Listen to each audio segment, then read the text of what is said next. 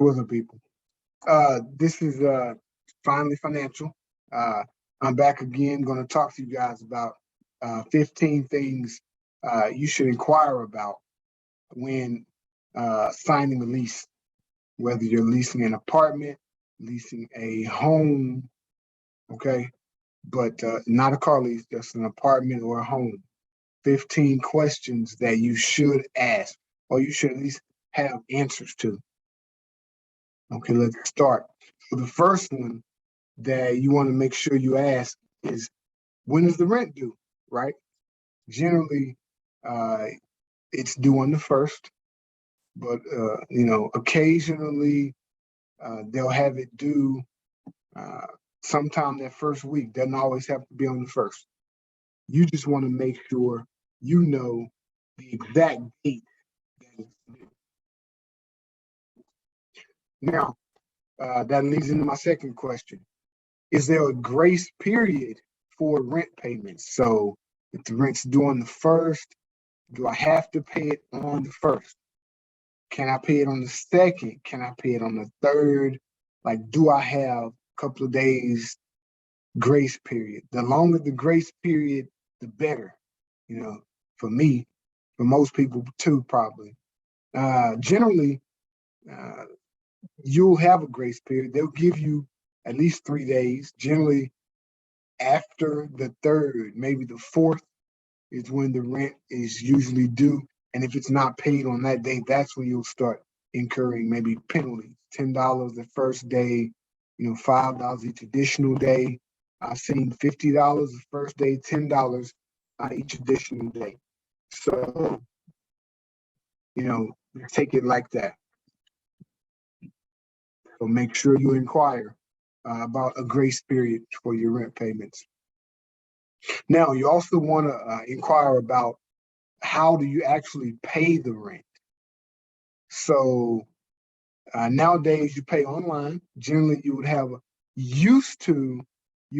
to get either a check or a money order and take it to the office. Those were the old days. Now you pay it online or the automatic draft, or in some cases you can just take your debit card and have them swipe it for your rent, right? That's the new day and age. But you can still use a check if you prefer that method. But usually they'll look at you like, check? What do you mean check? Like, we can just debit it. So that those are the options there. Now, you also want to know what are the late fees associated with late rent. Okay. Like I said, generally they'll give you a grace period, but after that grace period, there will be fees assessed if you don't get the rent in on time.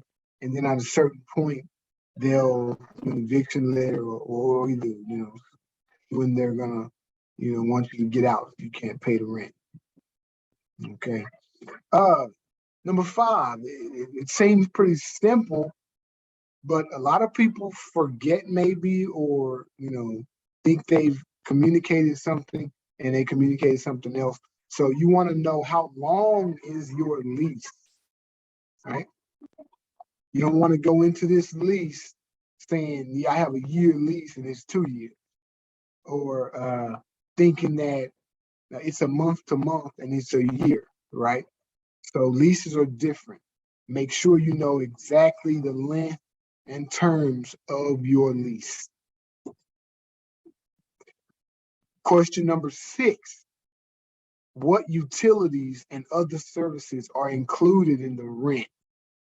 So what other services might be included in the rent? Maybe parking, maybe pest control, maybe lawn service, like that. So you want to know. You don't want your head in the sand. You want to know what exactly goes into this other than just rent, right? Okay, so make sure you inquire about that. Number 7, how often can the rent be raised? definitely you want to know that, because they'll raise it if you don't ask questions. They'll raise it whenever they feel like they want to raise it, right? But usually it won't get raised until the lease is up, and then they'll raise it.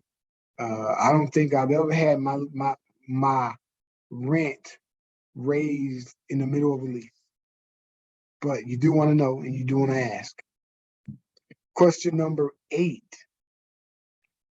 Will you be responsible for any routine maintenance like lawn care? So when you rent, the lawn is not yours. You could have a yard, but it's not, the lawn generally for everybody when you're renting an apartment. When you're renting a house, it's a little different. You may have a yard that you're responsible for, but then if you're on a corner lot, a lot of times which I am, that is the responsibility of the HOA and the community, and they're responsible for making sure it's cut and groomed and all of that.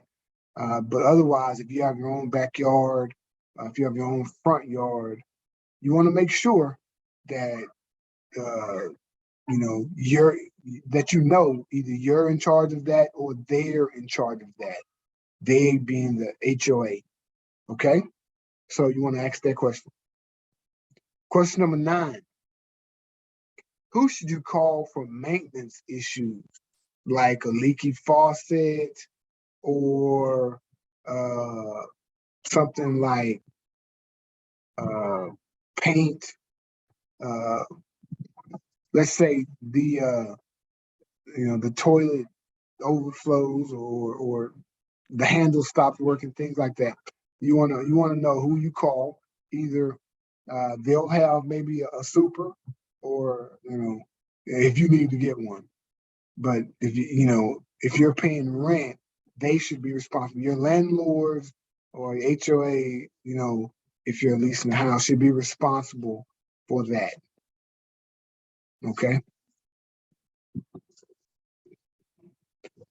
So guys, if these questions are hitting home, you're like, man, I didn't know that. I appreciate you asking these questions for me. Go ahead and like this video. Subscribe to this channel if you have not. Question number 11. You definitely want to know, is renter's insurance required? So I skipped question number 10. Let's go to question number 10. How much notice will you get before the landlord enters your apartment? So generally they don't enter your apartment, but in cases maybe you ditching them for the rent, or if they need to do a welfare check, they can come in. And if that's the case, how much notice are they required to give you before they enter the apartment? You want to know that. Okay, question number 11. Is renter's insurance required?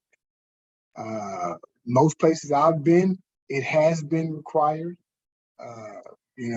So but some places it may not be. You just need to make sure that you know if it is or not, because ultimately it's your things and you've got to be responsible for your things. I would get renter's insurance anyway, even if it's not required, but you want to know if it is or if it isn't, because they'll penalize you if it's required and you don't have it. Question number 12. How much notice are you required to give before moving out? So that's a biggie, and maybe it's just like a job. You would think like, maybe I give my 2 weeks notice and then get out. But generally, you have to give your landlord more notice than that. You want to know how much? Usually 30 days, but I've seen 60. Okay, so make sure you know how much notice you need to give your landlord before you move out.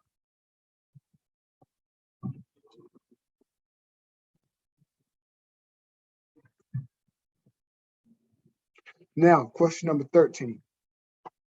Are you allowed to sublet the apartment or the house if you're leasing a house?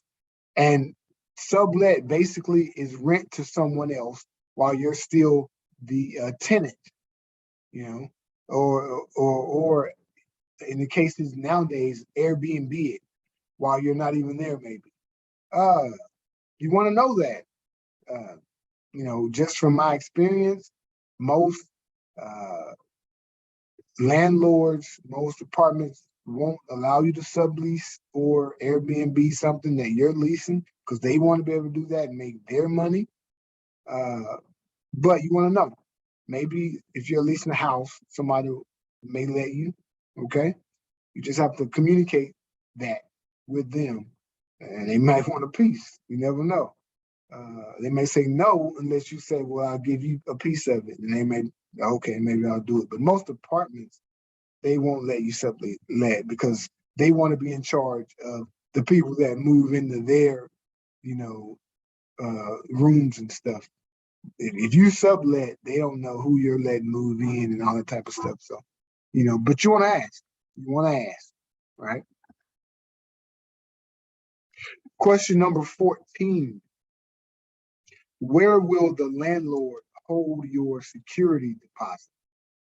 So many states require that deposits be held in interest-bearing accounts, and then the tenants receive the interest when the deposit is returned. So you want to ask the question, maybe, where will the landlord hold your security deposit? If it's interest-bearing, let them know that you know that they're required to give you that interest back as well. Or if it's an account that has minimal to no interest, you want to know that as well, right? So, you know, and they're required to let you know. They've got to be open and honest with you.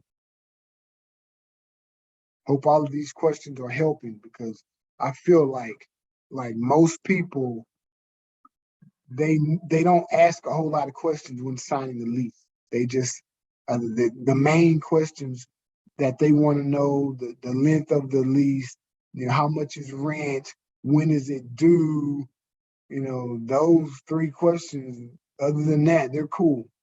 But again, I have 15 questions and 12 other questions besides those 3 that you really want to ask and think about. Okay. So question number 15. Are pet deposits refundable? Some states forbid landlords from collecting pet deposits, but that doesn't mean that they don't try to collect them anyway. So know your state laws, maybe research your state laws, and find out if the state you're in, if they allow landlords to collect pet deposits. If so, you want to know, what is it? Is it refundable? Is it refundable? What type of pets they allow? All that thing. I've been a dog guy my entire life, but now I have cats, and you know, I enjoy it so much, and you just want to know. So, is there multiple pet deposits for multiple pets, or, you know, one deposit for you know, up to 2, 3 pets, whatever? You want to make sure you know if your pet deposits are refundable. Now, those are 15 questions that I put in your head that maybe you should ask upon signing a lease agreement. I hope it helps you out. Again, I'm Erik T. Jackson. You are watching and listening to the Finally Financial Podcast. Like this video, share it if you have friends that may be in similar situations. Otherwise, appreciate you guys. Hope to see you next video. Peace.